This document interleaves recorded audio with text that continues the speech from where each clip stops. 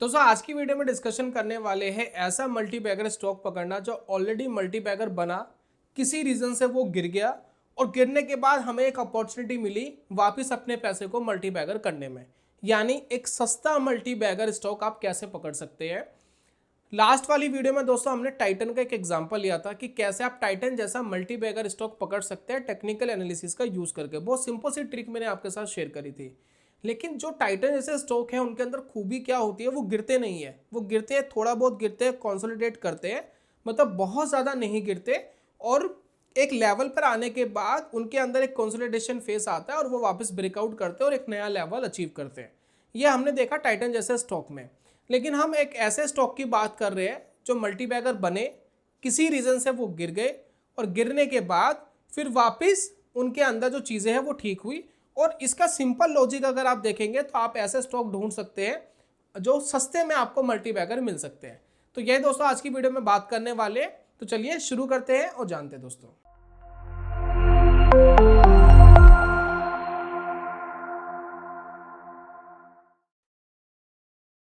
बहुत बहुत स्वागत है दोस्तों आप सभी का आपके अपने चैनल ट्रेडिंग चाणक्य में। मेरा नाम है अनमोल मित्तल। पीछे आप देख रहे हैं कि मैंने एक चार्ट लगा के रखा है और स्टॉक का नाम है पीएनबी।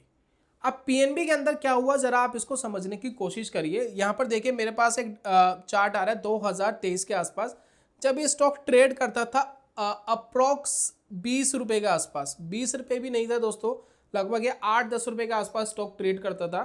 और वहां से ट्रेड करता करता 2003 से स्टॉक, यहाँ देखिए इसने एक हाई लगाया था 280 रुपए का।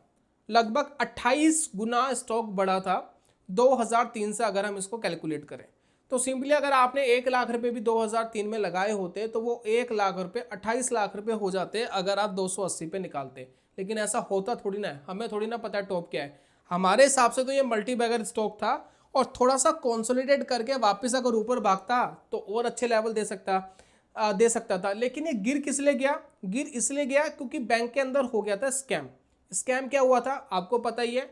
ये नीरव मोदी साहब और एक दो उनके मामा जी वगैरह जो है ये इनके पीएनबी के पैसे लेकर के भाग गए और भी कई बैंकों के लेके भाग गए। अब वो जो पैसे लेकर भागे उससे हुआ पीएनबी को नुकसान। अब उससे जो नुकसान हुआ पीएनबी को वो हम एक बार इनकी बैलेंस शीट में देखते हैं कि क्या आ रहा है। जैसे कि हम इसके रिजल्ट लगाते हैं तो आपको पता लगेगा। जैसे कि मैं यहाँ लगा रहा हूँ पीएनबी,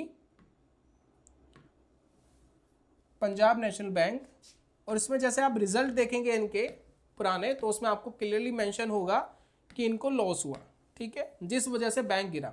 एक इनको 2016 में नुकसान हुआ था 3,500 का, 3,500 करोड़ का। उसके बाद यहाँ देखिए 2018 में ये 12,000 करोड़, फिर उसके बाद ये आपको नुकसान दिख रहा है 9,500 करोड़। ये जो 2 साल थे इसके अंदर ही मेन डेंट आया पीएनबी बैंक के अंदर।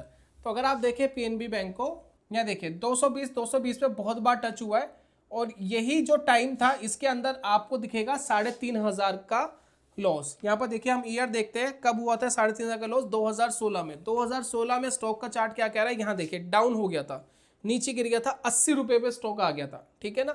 240 रुपये से 80 रुपये पे स्टॉक आ गया था, तो एक फॉल आ गया था इसके अंदर। उसके बाद आप देखेंगे 2018 के अंदर जो स्कैम हो गया बैंक के साथ, उसके बाद बैंक तो बहुत ज़्यादा नीचे 220 से वो नीचे का लेवल भी उसने ब्रेक कर दिया और नीचे चला गया काफ़ी, राइट।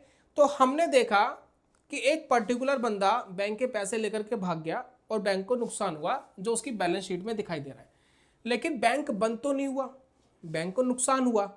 जो बैंक ऑलरेडी यहाँ देखिए 1,200 करोड़ 3,500 करोड़ ऑलरेडी पैसे बना रहा था, ऑलरेडी पैसे कमा रहा था, उसको 1 साल या 2 साल उसको नुकसान हुआ सिर्फ एक पर्टिकुलर बंदे की वजह से। अब उसको रिकवर हो जाएगा वो। अगर आप देखेंगे यहाँ पर वापस से प्रॉफिटेबल हो गया 500 करोड़, 2,600 करोड़, 3,900 करोड़, उसके बाद 3,300 करोड़, और सबसे बेस्ट तो ये वाला रहा है 7,600 करोड़ जो अब तक पीएनबी बैंक ने ईयरली बेसिस पे प्रॉफिट्स, नेट प्रॉफिट्स नहीं दिखाए थे। तो अब ये टॉप पर चले गए। अब इसी तरीके के स्टॉक्स के अंदर आप क्या कर सकते हैं, अगर कोई स्टॉक किसी रीजन से, किसी एक शॉर्ट टर्म रीजन से, एक लॉन्ग टर्म रीजन नहीं होना चाहिए, एक बंदा पैसे लेके भागा, बिजनेस बंद नहीं हुआ, बिजनेस चलता रहा और उसके बाद वो कम हो गया, जैसे कि अडानी ग्रुप के साथ हुआ था। हिंडनबर्ग की रिपोर्ट के कारण वो स्टॉक गिर गया था, फाइनेंशियल के अंदर कोई तब्दीली नहीं आई। अब वो रिपोर्ट का जो असर था वो खत्म हो गया, स्टॉक वापस ऊपर चले गए। अब यही चीज पीएनबी के साथ हुई। अब हिंडनबर्ग ने तो सिर्फ एक न्यूज़ फैलाई, फेक न्यूज़ फैलाई, या जो भी है, जो भी कंक्लूजन कोई निकाले, लेकिन यहाँ पर क्या एक्चुअली इनके साथ लॉस हुआ, लेकिन वो रिकवर हो गया। यहाँ पर देखिए कुछ साल लगे, वापस बैंक ने अच्छा पैसा कमाना शुरू करा। अब यहाँ पर आपको चार्ट्स में क्या मिलेगा, ऐसे जो चार्ट्स है वो नीचे पर आकर के कंसोलिडेट करना शुरू करते हैं और वहां से वापस रिकवर कर जाते हैं। जैसे कि आप देखेंगे यहाँ पर, ये देखिए मैं बात कर रहा हूँ एक कंसोलिडेशन फेज की।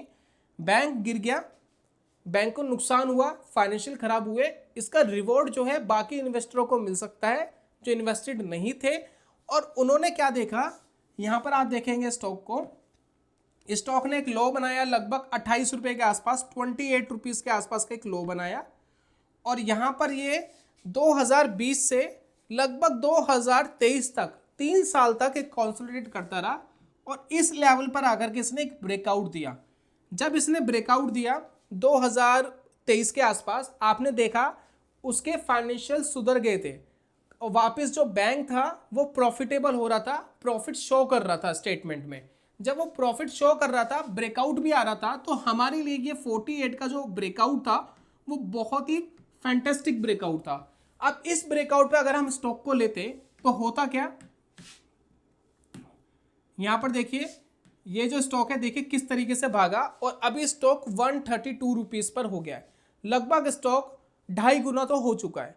तो इस तरीके से आप ऐसे स्टॉक्स का चयन कर सकते हैं जो किसी एक शॉर्ट टर्म रीजन से गिर गए हो, फंडामेंटल सुधर रहा हो और आपको फिर टेक्निकल का इस्तेमाल करना है। क्या टेक्निकल रिवर्स करते हुए दिखाई दे रहे हैं? अगर रिवर्स करते हुए दिखाई दे रहे हैं तो एक अपॉर्चुनिटी आपके पास होती है, उस अपॉर्चुनिटी का बेनिफिट उठा सकते हैं। और मैं आपको बताऊं 54 रुपीज़ पर मैंने पीएनबी लिया था और मैंने 100 रुपीज़ पे पीएनबी निकाल दिया, एग्जिट कर दिया। मैंने खुद पीएनबी को बाय करा था, मेरा टारगेट था लगभग डबल हो जाएगा, मैं निकाल दूंगा, डबल हो गया और मैंने पीएनबी को निकाल दिया। तो इस तरीके से आपको ऐसे स्टॉक्स मार्केट के अंदर मिल जाएंगे, इसका भरपूर फायदा उठा सकते हैं। जो टाइटन की स्टोरी हमने लास्ट वाली वीडियो में बताई थी वो बिल्कुल डिफरेंट थी और जो पीएनबी की स्टोरी है वो बिल्कुल डिफरेंट है। टाइटन और पीएनबी में फ़र्क क्या है? टाइटन में हो क्या रहा था, जो उनकी प्रॉफिट्स ग्रोथ थी वो बीच में रुक गई थी और 1-2 साल लगे उसको वापस अपनी ग्रोथ पकड़ने में और अपने रिवेन्यूज़ ज़्यादा लेने में और प्रॉफिट ज़्यादा जनरेट करने में उनको 2-3-4-5 साल लग रहे थे। लेकिन पीएनबी में क्या हो रहा था कि इसमें ग्रोथ तो स्टार्टिंग में हुई, लेकिन एक फ्रॉड के कारण स्टॉक गिर गया और वापस उसके अंदर जब फंडामेंटल सुधरे तो स्टॉक ने रिकवर करा, चार्ट्स ने रिकवर करा। बस ये सिंपल रीजन की वजह से ही आप मार्केट के अंदर ये मल्टी बैगर और ये 2-3-4 गुना और टाइटन तो मल्टी बैगर स्टॉक हुआ, ऐसे स्टॉक को ढूंढ सकते हैं। अब ऐसे बहुत सारे एग्जांपल्स हमारे पास है। अडानी ग्रुप के आप शेयर्स देखेंगे, आपके पास है अडानी पोर्ट, आप देखेंगे उनका फंडामेंटल भी अच्छा है, स्टॉक का फंडामेंटल भी फिलहाल ठीक लग रहा है। और उसके बाद आप देखेंगे जब वो गिर गया था फिर वो नीचे से कंसोलिडेट करके वापस ऊपर गया, ज़्यादा टाइम नहीं लगा उसको कंसोलिडेट करने में, क्योंकि वो एक छोटी सी रिपोर्ट के कारण गिरा था, कोई स्कैम नहीं हुआ, कुछ भी नहीं हुआ। और ऐसे बहुत से एग्जाम्पल हैं। मैं आपको एक एग्जाम्पल और दिखाता हूँ CDSL का। जैसे कि आप यहाँ देखेंगे CDSL, मैंने 300 रुपये के लेवल पे एक बार CDSL बाय करा था और यहाँ पर मैं दिखाता हूँ CDSL का। हम बात कर रहे थे दोस्तों, जो ब्रेकआउट इसने दिया है लगभग 2020 के बाद दिया और 18 में इसका IPO आया होगा। तो यहाँ पर देखते हैं 2018 में क्या हुआ, ठीक है। ये देखिए, अब देखिए फंडामेंटल कितना ज़्यादा इम्पैक्ट करता है स्टॉक प्राइस को, उस पर ध्यान दीजिए। सेल्स आप देखिए, यहाँ पर देखिए 188 सेल्स थी, उसके बाद 2019 में 196 करोड़ हुई और 2020 में 215 करोड़ हुई। और जो आप इसके नेट प्रॉफिट्स देखेंगे उसके अंदर बहुत ज़्यादा ग्रोथ आपको नहीं दिख रही, 87, 104, 115 और देन उसके बाद प्रॉफिट्स गिर गए, यहाँ पर देखिए 107, लगभग स्टेबल थे, कुछ खास बढ़ नहीं रहे थे। इसी वजह से स्टॉक नीचे कंसोलिडेट फेस में चला गया, काफ़ी गिर गया था क्योंकि IPO में हो सकता है कि लोगों को महंगा लग रहा हो। देन उसका जो प्रॉफिट है 201 रुपये पे पहुंच गया, डबल हो गया, पिछले साल से डबल हो गया। यहाँ देखिए 2021 में और सेल्स भी इनकी बढ़ गई थी। यही दोस्तों वो समय था 2020 के बाद जब रिजल्ट्स अच्छे होने शुरू हुए और वहीं पर आपको ब्रेकआउट्स भी दिखे, नीचे के लेवल से आपको स्विंग्स ब्रेकआउट मिले। यहाँ देखिए नीचे के लेवल से स्विंग्स ब्रेकआउट मिले, ये देखिए जब नीचे के लेवल से आपको स्विंग्स ऊपर जाते हुए दिखाई दिए तो यही दोस्तों वो लेवल बनता है जहां पर आप ऐसा स्टॉक बाय करके होल्ड कर सकते हो, ये मल्टी बैगर बन जाता है। तो अगर आप देखोगे ये स्टॉक लगभग जो 300 रुपये के आसपास ब्रेकआउट आया था, 250-300 के आसपास, आज कितने पे ट्रेड कर रहा है? तो आज स्टॉक दोस्तों ट्रेड कर रहा है 1800 रुपये पे। तो ये दोस्तों होती है पावर स्टॉक मार्केट की। आपको सिर्फ सिंपली देखना है कोई ऐसा स्टॉक जिसके अंदर थोड़े रिजल्ट खराब हो गए, रिजल्ट खराब होकर थोड़ा नीचे आ गया, कंसोलिडेट हो गया, फिर वापस जब ऊपर जाने की कोशिश कर रहा है, क्या उसका रिजल्ट सुधर रहा है, क्या उसका फंडामेंटल सुधर रहा है? अगर सुधर रहा है तो ऐसे स्टॉक को बाय करके आप मल्टी बैगर पैसा बना सकते हो। लेकिन स्टॉक मार्केट के अंदर चीज़ें बहुत सिंपल नहीं होती, चीज़ें कॉम्प्लिकेटेड होती है। मैं हमेशा कहता हूँ आपको ट्राई करना चाहिए, चीज़ें आप ज़रूर ट्राई करें, लेकिन कभी भी शेयर बाजार में इतना पैसा ना लगा दे कि अगर वो ज़ीरो हो जाए तो आप फाइनेंशियली कोलैप्स हो जाए। आप अपनी इनकम का 5 या 10% ही पैसा लगाए, जो आप जिससे आप थोड़ा रिस्क ले सकते हो, बस वही पैसा लगाए। साथ में मैं आपको कहना चाहूँगा कि अगर कुछ भी समझ नहीं आ रहा है मार्केट में और फिर भी आपको शेयर बाजार में पैसा लगाना है तो अपने फाइनेंशियल एडवाइजर से एडवाइस ले।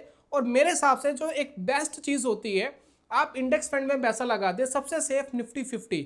अगर स्टॉक मार्केट में पैसा लगा रहे हो, सेफली लगाना चाहते हो, निफ्टी 50 का इंडेक्स खरीद लीजिए। इसके ETF अवेलेबल होते हैं, फंड्स वगैरह आप खरीद सकते हैं और इसमें पैसा लगा करके चाहे गिरे चाहे ऊपर जाए, आप इन्वेस्टेड रहिए। एक तरीके से देश की इकोनॉमी में आप पैसा लगा देते हैं और इन फ्यूचर आपको रिटर्न मिलते रहेंगे, कम मिलेंगे लेकिन रिटर्न्स मिलते रहेंगे। बस यही दोस्तों एक गुरु मंत्र है मार्केट के अंदर पैसे बनाने का। तो मैंने आपको वेरियस चीज़ें समझाई, उम्मीद करता हूँ ये आपके काम आएगी। मैं जल्दी मिलूंगा नेक्स्ट वीडियो में, तब तक के लिए goodbye, God bless you, bye bye दोस्तों।